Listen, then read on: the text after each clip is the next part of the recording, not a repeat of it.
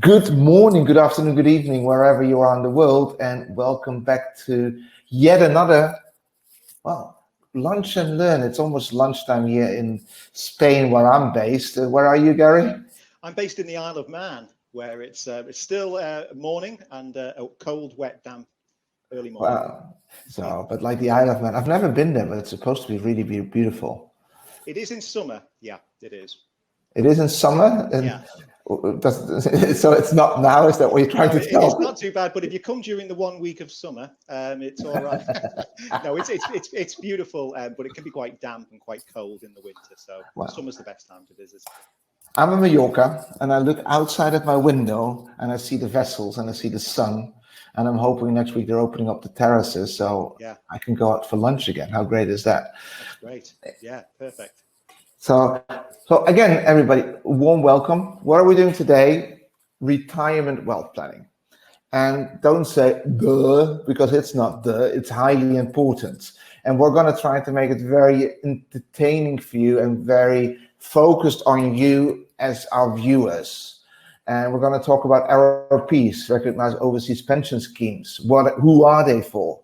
And if you're British, how does Brexit fit in with those pension plans? So it's going to be 30 minutes. Hang in there. It is important. I mean, we all make a lot of money in yachting, and if we're in between jobs, we might have saved a little bit of money. We all want to look into our future. So I think it's something that is worthwhile your attention. And I think we as A Crew feel very much that we need to get from different people, different specialists in the world, their opinion on this. And today we're here with Gary. Yeah. Hello. Hello, Gary. Would you mind introducing yourself? Yeah, so I'm Gary Quaggan. I'm a native of the Isle of Man, and I've been involved with the ICap group for the last 8 years. And prior to that, I've spent a lot of time in investments and in retail banking as well, always focused sort of on international, retail banking and international investments. So it's been quite a varied career, and pensions, of course, is an important part of wealth planning. So it is, and I mean it's unfortunate to see, and I know it from myself. I'm in my 50s now. That I started too late, and then that's complicated. When you were 49. Yeah. Well, I always say I live in my pension, and hopefully it's going to be worth. But I hope it's going to be worth in 20 years when I want to retire. Right. Okay. Yeah. But again, what is an ROP? What are they for? And where does Brexit fit in? And it's like we're doing a brief insight. We also asked some questions to the audience online, Gary. Great. So I've got a few questions ready for you, and I've got a few questions myself, which we think that would interest the audience. But without further ado, let me start up your presentation and give the floor to you to enlighten us with all the knowledge that you have on this topic. Well, I will certainly try to do that, and I'll make it as concise as possible, so it's within the 30 minutes. So yeah, I'm going to talk to you today about international retirement wealth planning, and give you an insight into recognised overseas pension schemes, or ROPs. I work for the ICap group, and our pension scheme is Azure Pensions, so that's where the Azure Pensions bit fills in. So what are we going to look at today? Well, I'm going to cover a few topics, and those are, we're going to look at what a ROPS is, importantly who a ROPS is for. I'm going to cover some of the features and benefits. I'm not going to go into all of the technicalities of it, but just give you a flavour. I'm going to look at Brexit as well. Brexit's been on everybody's minds for the last, since 2016, and it's here now. So what impact does that have for UK people going into a ROPS, but also for EU nationals going into a ROPS as well? I'm also going to give you a little bit, not too much, but just a little bit of an insight into Azure Pensions. Briefly, just look at some of the costs that can be involved, give you sort of an idea what costs are on a ROPS, and just finish off with a little bit of an insight into Integrated Capabilities Malta Limited, which we always shorten to ICML because it's a bit to say. And then, as Ono's just said, there's going to be some questions at the end, and he may well raise some during the course of the presentation as well. And catch me off my guard, perhaps. Well, I'm So going to start. I'm going to start with the first one straight away. It's a question that has been on a lot of people's mind. When do you actually start saving for your pension? Yeah, and that's always a good question. And I think the simple answer is the sooner, the better. And you'll find that a lot of people, when they join companies these days, people who aren't self-employed, and that's in different parts of the world too, you know, they will join a company pension scheme typically after, say, they finished a probation. So it isn't uncommon these days for people to start around about 18. But most people probably would start pension planning in their early to mid 20s. When they get into a job, you know, start to become more aware that they need to start planning for the future. But it's never too early, Ono, never too early. Yeah, because I know the Swedish start at age 20 and the Dutch we normally start around 25. So Yatis out there, if you are 19, 20, 21, 22, deckhand or Stu, or maybe even up the ladder already, this is the moment. Yeah, and it's important to remember that, you know, people can work for about 30, 35 years, maybe 40 years, but because of life expectancy these days, it isn't uncommon to be retired for 35, 40 years. So you've got to build for the same amount of time that you were working. So yeah, it's important to plan as early as you possibly can. Yeah, that's a long time, right? It sounds very exciting to play golf for 30, 35 years, but you need to be able to afford it. You need to be able to pay for it. So yeah, so pension planning is important. And a ROPS, I'll tell you what a ROPS is really and what type of a pension that is, because there's lots of different types of pensions. But a ROPS is an international pension scheme that's administered outside of the UK. So it's not a UK pension scheme, but it's one that has met criteria set down by Her Majesty's Revenue and Customs in the UK, or HMRC, so that it is a bona fide pension. An eligible ROPS, therefore, can basically take in transfers from UK pension schemes that people have amassed. So Ono and I were just talking there about building up pensions over a period of years, starting as young as you can. But once you've built up those pensions, a ROPS is a vehicle really to transfer those into. So it can accept transfers from any eligible UK pension, and including pensions from other countries, providing that the laws permit such pension transfers to take place. So basically, a ROPS is a cross-border portable retirement savings vehicle. They offer great flexibility, which I'll cover later, taxation flexibility as well, and benefits, and benefits on income as well, because after paying many years into a pension or building up a pension fund through investing lump sums, you want to be able to enjoy that pension and take it in a way that suits you. Popular jurisdictions for ROPS are Gibraltar and Malta, and Azure is a Malta pension scheme, and that's simply because those two jurisdictions have their financial services frameworks and their regulatory frameworks as well, based on that of the UK. So that's just giving you a sort of a brief insight into what a ROPS is. So who are they for? Well, there are several possibilities, and there would be more than this, but sort of just to sort of cover off sort of four main ones. Typical scenario is you've got a UK resident who's built up a pension fund over a period of years. Maybe they've got to about 40 in their 40s or even 50s. Oh no, and they've got UK pensions, but they're not living in the UK anymore. They're living in Spain, in France, in Holland, in Portugal, anywhere within the EU, and they want to transfer their pension into something that's not a UK pension because they're not going back to the UK. They've retired to play golf, perhaps. Or where you've got a UK national or resident who's actually accruing pensions now, but they've got a clear plan that they're actually not going to reside, in the UK, and they're going to retire, work or live in the EU at some stage in the future.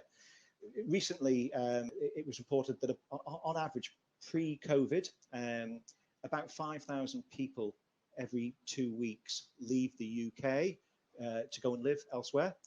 Not all of those go to the EU, people, but they go to the Middle East, America, Australia, etc. But a lot do go to the EU. So you need a pension plan that you can bring with you or you can transfer into. So that's important. Another key thing is something called the LTA, or lifetime allowance. In the UK, HMRC or the tax man, tax woman, they like to tax pensions, and they will only allow you to build up so much in a pension before they will tax it, because pensions grow tax-free generally. So the lifetime allowance is just over £1 million. So all of your pension funds combined, if they equal more than £1 million, you'll be liable to a high tax of up to 55% on the surplus, because it's above the lifetime allowance. If you transfer it into a ROCS, it's tested at the time against the lifetime allowance, but it will never ever be tested again, regardless of how much it grows to. So it will grow without that liability to that taxation after that. So that's an important part of tax planning.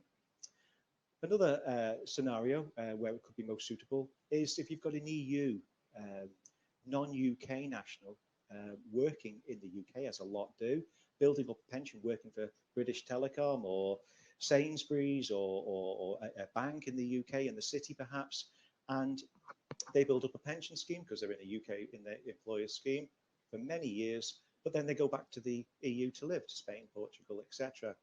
They don't want to have a pension that's based in the UK, cited in the UK, treated under UK taxation laws.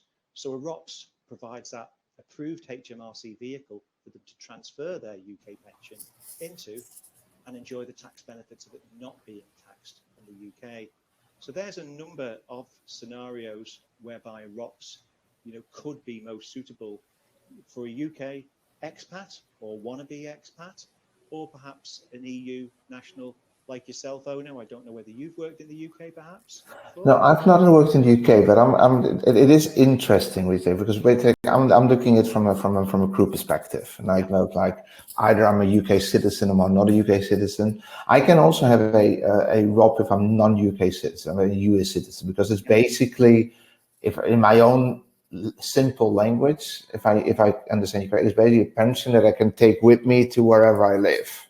That's exactly right, and we've had incidences where we've had senior crew members of cruise line companies that are UK registered cruise line companies that are non-UK nationals. They could be from any country. Particularly, we're focusing on the EU here, but they're not going to retire in the UK, and they basically don't want their pension in the UK, and therefore they'll move it to a ROCS. So that will work for crew. The same with air crew. We've had a lot of incidences of that too, where air crew working for British airline type companies are now retiring in Belgium, France, Spain, etc., and they've got a UK pension, so they want it transferred. Because because obviously a lot with crew is that we're paid like outside of UK, we will pay through any offshore accounts. So and if I were a UK citizen, I might decide like I'm going to do this for 5, 10, 15, 20 years, move back to the UK, do something else, but maybe afterwards, because I am a traveler of the world, I might decide that I want to retire in Mallorca because I've got so many friends there on the south of France or Italy or anywhere I want to live. So this could work for me then. Is that what you're trying to say?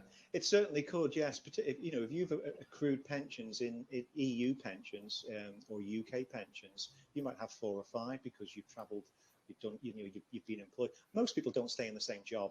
Those days are gone, unfortunately. You leave school, you're in the same job, and you retire at 65. That doesn't really happen anymore. So you might have 4 or 5 pensions, and one of the benefits, which I'll come on to in a moment, is that you can consolidate existing pensions that you have, and rather than have 5 pensions and 5 annual statements and 5 bits of income coming from here, there, and everywhere, 5 different investment strategies, you can have them all under one roof. So ROCS is beneficial in that sense. So I'll move on now to cover some key features and benefits of a ROCS. So with UK pensions and with some other European pensions, when you get to retirement age and you start to draw your pension, you have to take it in the form of an annuity, which is a fixed income that's set at certain levels based on certain criteria, of actuarial criteria, which can be quite restrictive and can be quite low, certainly when economic times are poor. The beauty of a ROCS is it allows you flexible income options, so you can draw down in various different ways and have a lot of freedom in how you take your income and when you take it and how much you take per annum. You can take your benefits from a ROPS at age 55. You mentioned Ono. I hope you did during the video and not before, during this recording and not before, that you're in your 50s. So any age from 55, you can start drawing your assets. You have to start drawing before you get to 75, but then I rather suspect most people would want to do that. You've got flexible investment options within a ROPS. You can access various multi-currency asset options to further invest your funds. You've got security and peace of mind as well, because it's an EU scheme. It's based in the EU, in a jurisdiction in the EU with very robust regulations and investment guidelines. And of course, you've got portability across the EU, with freedom of capital movement. People can travel around the EU quite freely, and you can bring your ROPS with you because it is based in a jurisdiction in the EU, in our case, Malta. There's no UK capital gains tax or income tax. We mentioned the taxation before. Why have a UK pension taxed in the UK if you're no longer resident in the UK? So you can avoid those taxation that would be applied, those taxations that would be applied in the UK. If you hold commercial property as well, you can also put that into a ROPS as well. And people do have commercial property that they would like to have as part of their pension, so they can put that in, as well as cash funds from transfers of other pensions. You can take what's called the PCLS, or pension commencement lump sum. So when you get to 55, you can take 25%, up to 25%, in one go, or in a series of payments of your pension fund that's amassed. So if you've amassed 100,000, you can take 25,000, and generally it is tax-free for most, if not all, individuals. So you can take that in one go on reaching 55. There's potential tax efficiencies as well on income, because when you start taking your income, whether you take it monthly, quarterly, biannually, you take payment from your pension when you get to 55 or above, you can take it as often as you want, structure that to your own circumstances in your country. But the important thing is it's not going to be taxed in the UK at source, nor will it be taxed in Malta as well, providing that Malta has a double taxation agreement with the country where you're resident. And it's important to know, on that note, that Malta has double taxation agreements with every EEA EU country, which is quite important. So I cannot be double taxed. That's what you're saying, right? That's right. Yeah. I like that. Yeah. So you're based in Mallorca. So if you're in Mallorca and you take that, you'll be liable to Spanish taxation. And I know there's various levels of Spanish taxation, but you can structure the withdrawals that you take so that you don't go into a higher Spanish taxation bracket in any one year. So it's totally flexible. You've got the flexibility of how you take the income, but it will only be taxed in your country of residence, not in the UK. But I'm also Dutch, so I also need to mind myself. I don't get triple taxed then. Yeah, I mean, you always need to take tax advice is the key thing. You to make sure that you're not being taxed in another jurisdiction, because some people are multi-resident as well, and multinational as well. If you've got assets in Holland, in the Netherlands, I should say, you will need to ensure that any income isn't brought into the Netherlands, because you might have a tax liability there as well. I don't think you'd do that though if you're resident in Spain. But there's also protection against currency fluctuations. The thing about UK pensions is that they tend to be, if not all the time, they're denominated and invested in sterling, and they're paid out in sterling. So with a ROPS, you can have a ROPS in another currency, in sterling, in US dollars, in euro, in any other major currency. And the benefit there is that if you're receiving income from a UK pension in sterling, and you're receiving your monthly income or quarterly income, you're going to be at risk of exchange rate fluctuations. So some months you might get more, some months you might get less. Whereas if you're living in a euro country, then why not have a pension paid in euro? So it's that income, that steady income, without any surprises on exchange rates. So that's quite important. Also, there's no, as far as the inheritance tax, there's no inheritance tax liability on the ROPS. And I've mentioned before about the lifetime allowance as well for those individuals who have considerable pension funds that they've amassed, particularly if they're above £1 million and their UK pensions, the LTA or lifetime allowance is something they should be very mindful of. Can I ask a question about the inheritance tax, Gary? Yes. Because obviously inheritance tax is a big thing at the moment, right? There's a lot of and they're becoming stricter and stricter, I believe, in most countries on this. How come that there's no inheritance tax deducted? Because it's a UK eligible pension scheme, and therefore there's no taxation deducted from pension schemes in the UK. They're not liable to UK inheritance tax. So. But again, if I live in another country, would they then still do? Yes, there could be. You'd need to. We always advise people to check, as with any pension or any assets that they hold. Seek tax advice in the country that you are resident in, because it would be impossible to be a taxation expert in different jurisdictions and indeed keep up with taxation changes, which change quite often. But typically speaking, there shouldn't be in most EU jurisdictions, but it is always worth checking. But the key thing is that there is no UK inheritance tax. It's not a UK cited asset, so that's important for that. Especially for UK citizens. Exactly. If you've got a UK domicile as well, and you've moved out of the UK and you pass away after you've moved to France or Spain or somewhere, there would be a liability on your UK assets for inheritance tax, even though you're no longer resident there. So put it into a ROPS is out of the UK and in the EU. So because it feels like it's a fully legal solution. It's not like I'm going to go into it and in 10 years' time, governments are going to say, well, actually, ROPS are not the thing, and then they'll turn them back. That's not even the question, right? No, that's right. I mean, we can't say how pensions legislation is going to change in the future. But at this moment in time, that's how ROPS are treated, and they've been designed to suit the needs that I've explained. Because people do move outside of the UK if they're UK expats, and also the UK has always wished to attract EU nationals when it was part of the EU, and still that will continue to work. For the talent and expertise to work in the UK, but you're not going to be attracted to work in the UK for 5 or 10 years, say in the City of London, and that your employer is putting serious amounts of funds into an occupational pension for you in the UK, for that individual then to say, well, that's it, I'm going back to Italy now, where I come from, and the revenue to turn around and say, well, yeah, but you can't bring your pension with you. Your pension's stuck in the UK. So that sort of thing. There has to be that freedom of movement. Yeah, I get that. But I don't want that. I find it very interesting. I've got a ton of questions, but I also want you to make sure that you get through your story. So I'm going to shut up for a little bit again. That's all right. Okay. So here we go. What about Brexit and ROPS? Well, Brexit. We've all known for the last 4 years, really, that 5 years nearly. Well, into the 5th year that Brexit's coming along.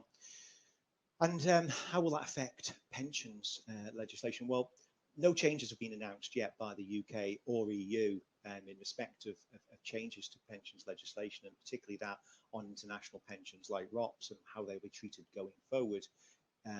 Reasons for that really are, Brexit itself and everything else that has to be considered with Brexit. All of the more important things, although financial services, which pensions forms part of, is important and will be looked at. But there's been a lot more to consider over the last, certainly over the last 12 months to the end of 2020. And of course, we've had COVID as well, which has really thrown a lot of things out, and understandably so. But ROPS have always benefited from EU freedom of capital movement rules to allow people to move with their pensions and the capital they hold within their pensions, and that the UK government couldn't do anything about that if they'd have wanted to when they were a member of the EU. But perhaps now that they're outside of the EU, they could look to put some more restrictive hurdles in place, to prevent people, transferring pensions, perhaps. But that would be likely challenged by the EU if they tried to do that, because as I mentioned before, UK nationals are still going to want to go abroad to the EU to live and retire and not lose their pensions that they've built up or have them taxed in the UK if they're not coming back to the UK or no intention of. And likewise, EU nationals will still continue to want to work in the UK and build up UK pensions, and not have those pensions trapped in the UK when they return back to the EU to live. So it's unlikely that that will happen, but you just don't know, you know. But the EU would likely challenge that if any restrictions were sought to be brought in. What the UK government could do, though, perhaps, is they could reduce the fiscal benefits of ROPs. You know, the treatment of them, how they're taxed. Perhaps the LTA limit that I mentioned before could be decreased. They could try and do that, perhaps, because like every country, the UK is facing, and I did read the other day how many hundreds of billions the UK had already funded towards COVID. I think it was 500 billion. So, you know, there is a huge black hole there, like every country's going to have. So stealth taxes to reclaw and fill that black hole, that economic black hole, could come in the future, and you'd expect that to happen. And when I say stealth taxes, rather than direct tax on income tax, which everyone knows about because it affects their salary, there's other ways of taxing, and that is reduction of benefits, perhaps on pensions or tax margins on that. But that said, HMRC does not have a track record or history of ever making any changes retrospective. So if you're in a ROPS already, if they do bring in any changes to reduce the taxation benefits, then it won't apply. So it's probably why there's a lot of activity on ROPS at this moment in time, because people probably think that there may well be a change coming down the line in the future.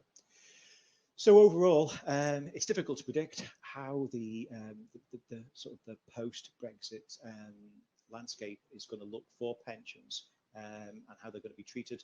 But as I mentioned, you know, before, with the freedom of capital movement sort of rules that have been in place, the migration of EU residents to the UK and UK residents to the EU is not going to slow down. In fact, it could speed up, you know, with those Remainers in the UK wanting to move to the EU.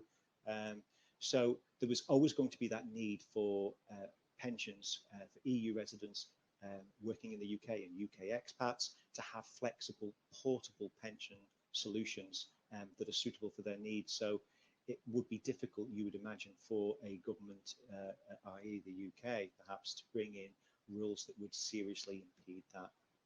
But we just need to watch this space.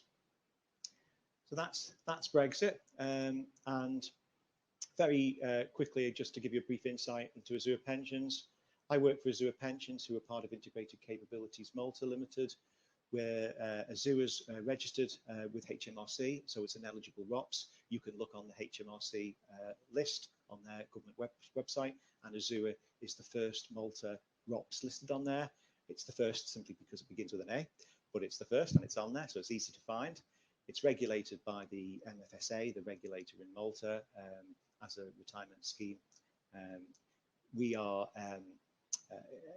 Azure is an eligible pension scheme, sorry, that can take in transfers from personal pensions, occupational pensions, you know, from any UK pension, and even, as I mentioned before, from pensions from other jurisdictions, and perhaps, for instance, the Netherlands. So Azure offers flexible options, portable options, peace of mind, and transparency as a ROPS. And ICML, the trustee behind Azure Pensions, Integrated Capabilities Malta Limited, is regulated as an administrator of retirement schemes. So that's just a little bit about Azure, and you can always visit the website there to just to get a bit more detail. These are the costs, and these are Azure is probably one of the most competitively costed pension schemes, ROPS pension schemes, that is in the marketplace at this moment in time. And as you can see, the minimum contribution is 40,000. So as I mentioned before, a ROPS is a vehicle for taking in pensions. So a typical person going into a ROPS would be somebody that's probably in their middle-aged, probably somebody above 40, 40, 45, 50, 55, but typically under 55. They've amassed pensions in the Netherlands, in Germany, in Spain, in the UK, because they worked in the UK for maybe a UK cruise liner or something like that. And they've got a pension pot of 50,000 or 100,000 in total, maybe over 4 or 5 pensions. And they want to, for ease, consolidate them into one pension plan, and also one that's not going to be taxed in the UK, for instance, and a ROPS is a vehicle that allows that. And as you can see, the fees, there's an establishment fee and an annual fee. Those are the only fees that we charge. Obviously, there's exit fees, but we don't charge any transactional fees as well. And as you can see, we have 3 membership levels. The difference between the very end membership level is simply that all members come to us with a financial advisor. So we require them to have a financial advisor to have sought financial advice. So, they know and we know that going into a ROPS is the right decision. There are, however, individuals who are sophisticated or professional investors who can, who are deemed to have the competency from an investment perspective to be able to invest themselves. So they would be called pro. They would go into our pro professional members plan. But so basically you're saying that whenever you start saving for your pension, you need to get yourself a financial advisor, and there are multiple within the super yacht industry that are active, and I think everybody needs to decide themselves who they work with, right? Because you don't have any preference, do you, Gary? No, that's right. We are pension trustees, so we work with a whole host of a network of financial advisors from the UK to all across the EU, and we don't have any preference. We do our due diligence on our partners, on our financial advisory partners that we work with, and they do their due diligence on us. But no, an individual, we require that an individual has a financial advisor so that we know they've sought, competent, proper, professional financial advice. Okay. For anybody who wants to know more about this, there's another few other webinars that we recorded about financial advice and saving for the future. So it would be good to look at them, because basically you first need to save before you can buy a ROP, or before you can transfer it to a ROP. Yeah, a ROPS is a vehicle for receiving lump sums.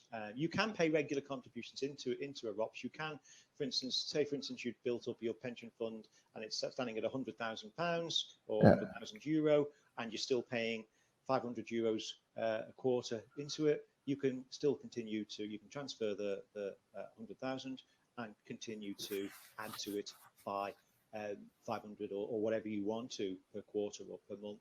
Typically, though, a ROPS is for people who are looking now to consolidate their pensions. They've got a pension here, they've got a pension there, they've got maybe 3 or 4 UK pensions or in other jurisdictions, and they want it all under one secure roof, and they can have an investment strategy that they can decide with their financial advisor to make the most of that pension for maybe another 4, 5, even 10 years until they hit 55, or they reach an age where they want to retire and start to enjoy it for the next 30 years, if that's how long they're going to live, and be able to fund their golf and whatever else they want to do. Golf is important. Golf is the key element. But also, but I know of a lot of like yachties who did way better than I did, who've already saved at 40,000 by age 25, because they're wise enough to live off the tips and to use their the payments as a saving accounts. Right. Okay. So so those people could already but still those people would go to a financial advisor first. Correct. Yes. And to build and to look what they're going to do with that money, either to put in a lump sum of that amount that they've saved, or monthly savings, whatever they want to do. Exactly. And at a certain point where they say, well, I've got enough and I think it's time to look at either this one pension scheme that I have, or those multiple pension schemes, and then add that all to a ROP. That's basically the idea behind it. That's it, yes. And a ROPS is a vehicle for consolidating pensions and providing an individual with a platform to be able to enjoy their retirement. And you get to 55, if you start planning at, say, in your early 20s, and you've got a target date of I'm going to retire at 55 and have enough money built up to be able to do so, then that's great, and if that's the goal, your retirement objective goal, because people don't really, if they can avoid it, want to be working late on in life, too late on in life, well into their 60s. You want to be able to enjoy your pension and enjoy the lifestyle whilst you're still healthy enough to do so. Yeah. Good. Look, go back to this financial advice, because I'd say there are multiple.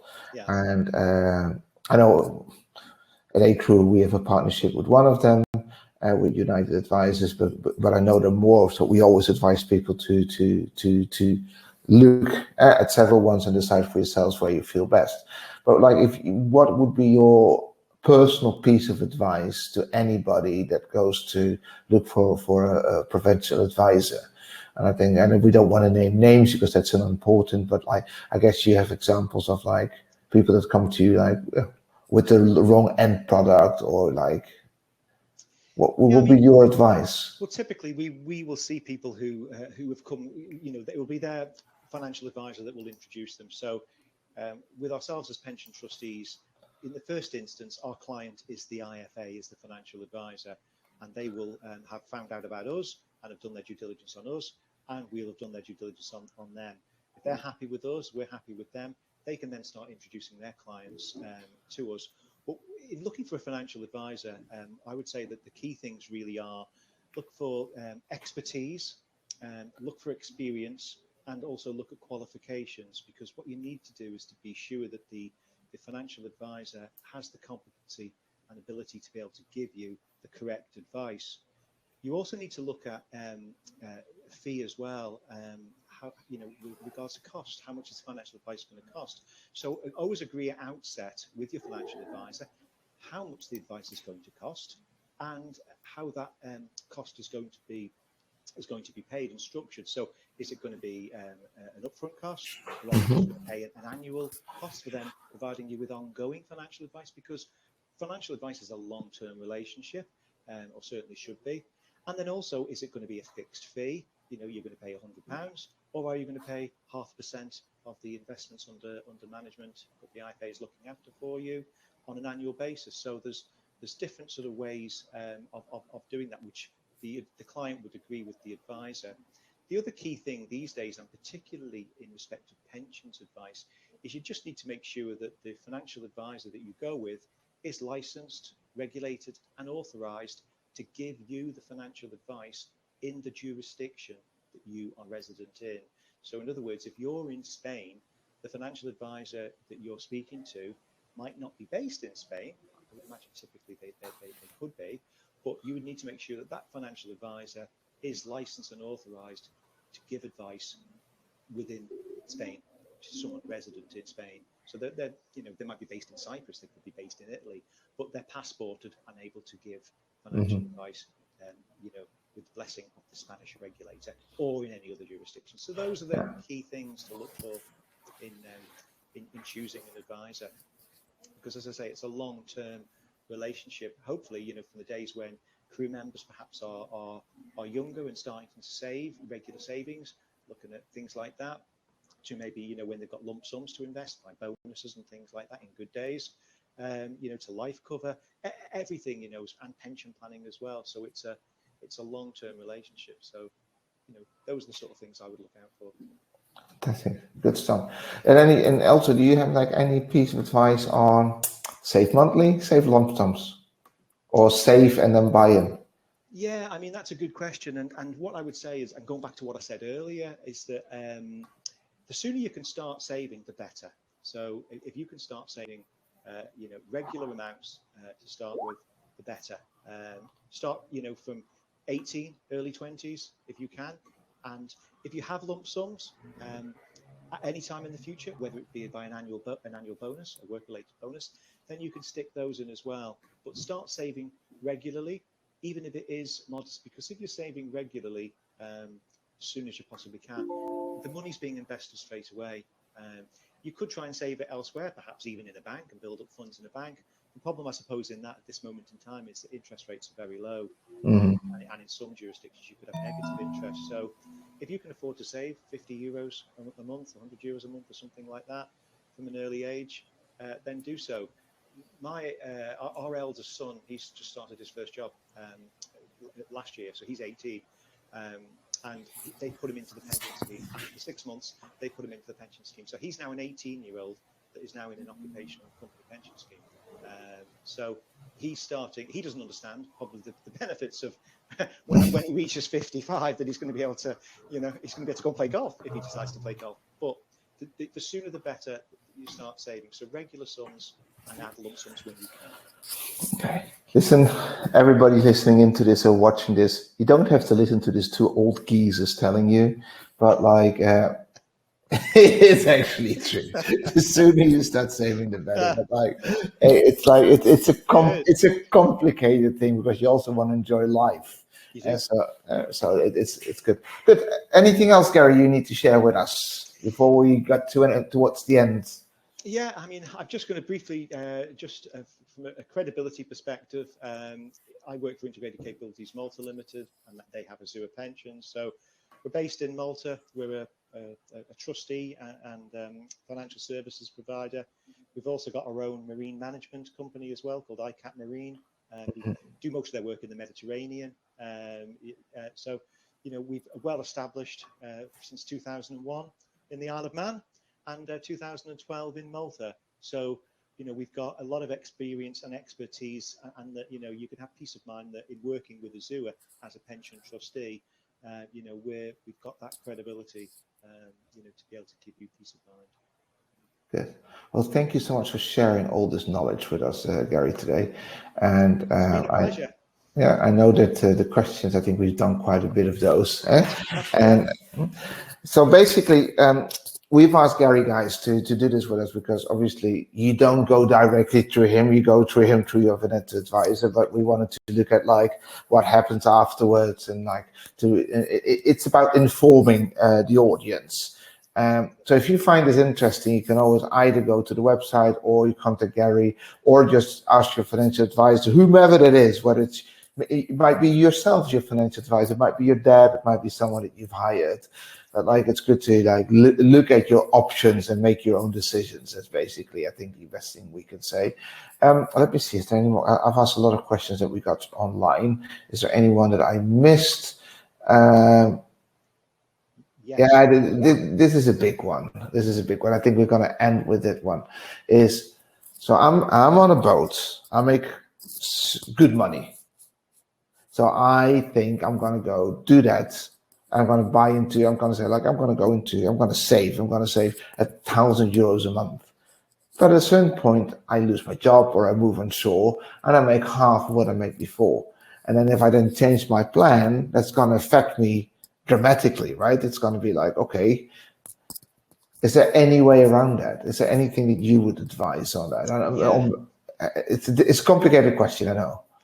It is, but it's an important one, as you say. I mean, and the only thing that's probably sure in life is that that you're going to pay taxes, you're going to die at some stage, and that life doesn't stay the same and circumstances change, and nobody knows what's around the corner. I mean, look at Brexit, for instance. 2019 December, we're all happy. February, what's this? In 2020. So pension plans, because of the very nature of them being longer term and savings plans like that, they know that people's circumstances change, so they have to be flexible and adaptable to be able to adapt and change to those circumstances. So you will find that most, if not all, pension schemes have the ability to have premium reduction, so you can reduce the contributions at any time, and likewise you can increase contributions, or you can stop contributions and take what's called a contributions holiday, so that you can, so say you find yourself out of work, or as a lot of people have, unfortunately, under the COVID situation, or you're in between jobs, or you're just, you've had to move back to the UK and taking a job doing something else where the pay isn't as good. You could say, well, okay, I still want to continue to fund my pension or my savings plan because it's important, but there's just no way I can afford €100 or £100 a month anymore. I want to reduce that down to 50. Can I do that? Yes, most pension plans will allow you to do that, and savings plans. Or, I actually need to stop. I actually need to just 6 months. I should be fine, but I'm going to stop now and just take a contribution holiday. And then perhaps in time to come, maybe 3 or 4 years down the road, you're back on the boat. You're now, an officer, or you're earning more money. You've just done a really good job. And the captain's giving you a bonus, or you've got a big bonus just come at the end of the season, and you say, well, I've got €5,000 now. Can I put that into my plan as a lump sum? And that will help to make up the shortfall 5 years ago when I was only when I took a contribution holiday, or when I when I had to reduce my premium. So you can do that. So they are flexible and can adapt because circumstances change. and they have to be flexible. They definitely do. Thank you very much, Gary. This was My pleasure. I enjoyed this. I hope the audience will enjoy it. I'm gonna count down 3, 2, 1. That means we're kicked out as well, Gary, by then. And so thank you again. Thank you. Hope to have a second one soon about because there's more than ROPS. There's There's lots of things. Yes, definitely. There's lots of things. Thank you again, everybody. Hope you enjoyed this one. Any questions, let us know. It's going to be on our website, the webinar. We're going to have we're going to ask Gary if we can put the presentation with it, and then people can just read back. Thank you so much. Bye-bye, everybody. 3, 2, 1, and we're out.